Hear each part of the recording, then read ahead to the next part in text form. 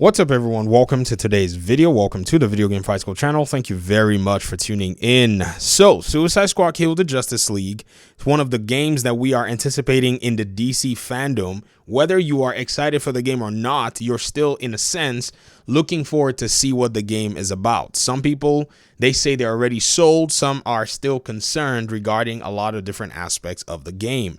We will take some time, hopefully in the next few weeks, months, and start to dissect different areas of the game. I want to give this game the dissection and the, microscopic treatment that we possibly can from different aspects. Now, this particular reveal was actually very interesting. It was one that, if you actually pay very close attention to, has what I think is an element of surprise that's actually going to be coming, as the game is released. But I don't think a lot of people have pretty much taken the time to kind of look through and dig into, what this particular clip might be showing. So already we kind of have an idea that our bosses, that the boss fights you're going to pretty much have to deal with in this game are going to be the members of the Justice League, and then possibly the crescendo is going to be how everyone's going to take out Brainiac. And it's very interesting to see how all that stuff is going to come into perspective. So that's number one. Number two, you're looking at a thing where they're showing the bosses bit by bit. They already have just shown Flash, and it seems like by this point, you guys here in the Suicide Squad have actually, basically neutralized, taken down, subdued, captured, or whatever it is. I mean, they really did say Flash captured or something like that when they walked into this room. So let's go back and look at that.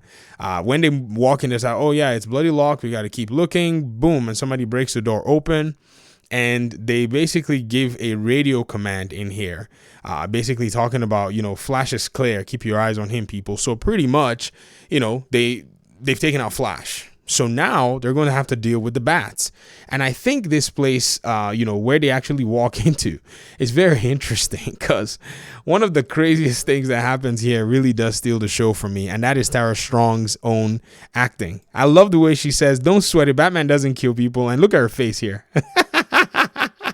This always still cracks me up. The way she looks, like her eyes betrayed her confidence, or her confidence is betrayed. So her eyes cannot believe that she actually did believe that Batman wasn't going to kill anyone.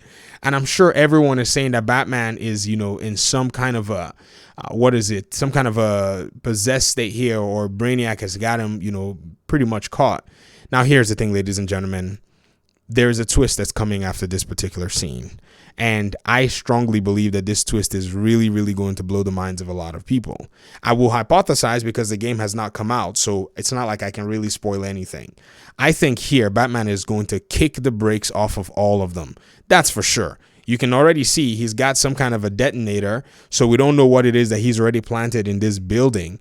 But remember, in the Suicide Squad gameplay trailer or story trailer, one of them, they showed somebody take a gun and point to Harley Quinn.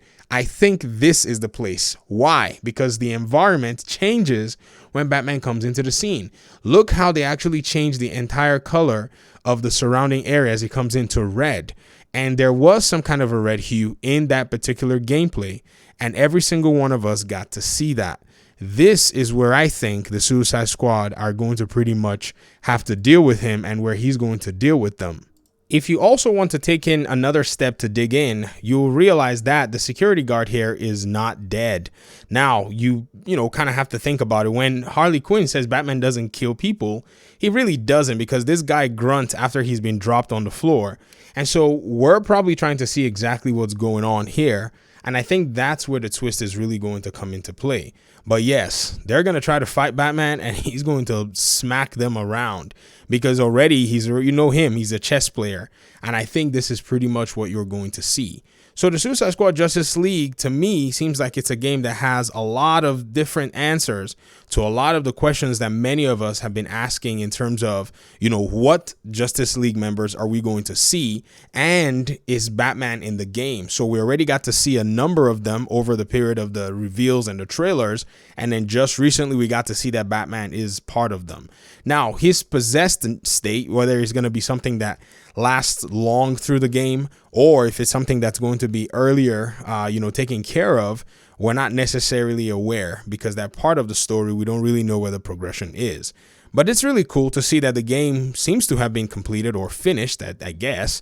And right now it's just the developers just sitting on the game, finalizing things, completing bug fixes or QA on all that stuff that's, usually going on, while Hogwarts Legacy comes into the scene in February so that it can get its own limelight. And then right after Hogwarts Legacy comes out, man, Suicide Squad is going to have literally, just like, 2.5 months or maybe the whole 3 months, depending on how you want to look at it. Hogwarts Legacy comes out in February. So February 7th for the early access. And then I think the 11th or the 12th, I can't remember specific dates.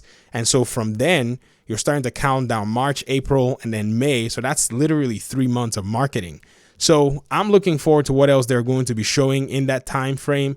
There might be other events and other showcases and even Twitter, YouTube with a lot of different things that they could be putting down.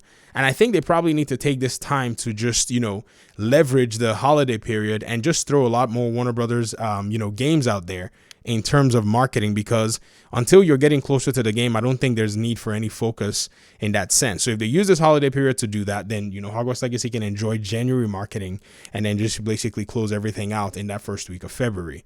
All right, that's it for me. Thank you so much for watching the video. We'll continue the conversation, and I appreciate you guys' time and audience, and hopefully we'll talk pretty soon in another one. Peace out.